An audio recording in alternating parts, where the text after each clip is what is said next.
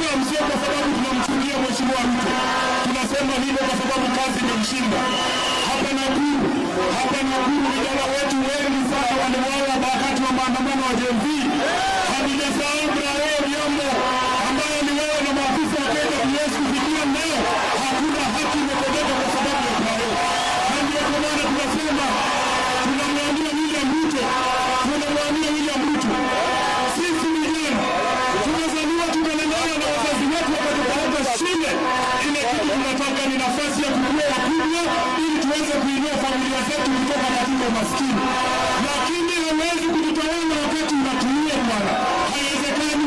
Na hawezi kujijengea barabara wakati unatuua. Mimi nauliza saa hii familia ya Brian Odhiambo mkiwauliza wanataka barabara ya Mausani kwenda Migoni ama warudishe Brian hai. Watachagua gani? Brian na barabara.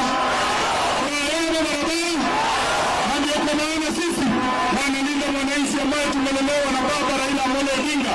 Tunasema maendeleo lazima yawekwe katika muktadha wa mambo muhimu kama maadili ambayo yako ndani ya katiba ya chama na katiba ya Kenya. Hawezi kuniambia ati kijana akiandika kitu kwa Facebook ambaye haupendi ati hiyo inatosha kuua mtu. Hiyo inatosha kuua mtu.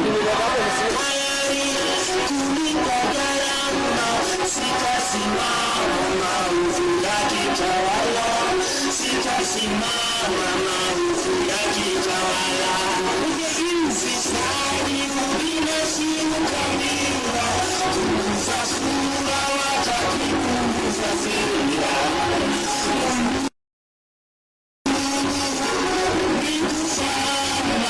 Sitasimama maovu yakitawala, sitasimama maovu yakitawala.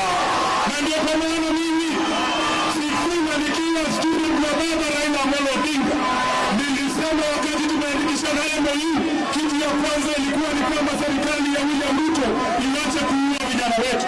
Polisi walitoka Nairobi, wafikiria polisi walitoka Nairobi baada ya sisi kuandikishana mkataba na William Ruto, wakaenda mpaka Homa Bay, wakachukua kijana kwa nyumba yao, wakawacha wazazi wake pale, wakamleta mpaka na Nairobi kumliongea katika kituo cha Central Kenya.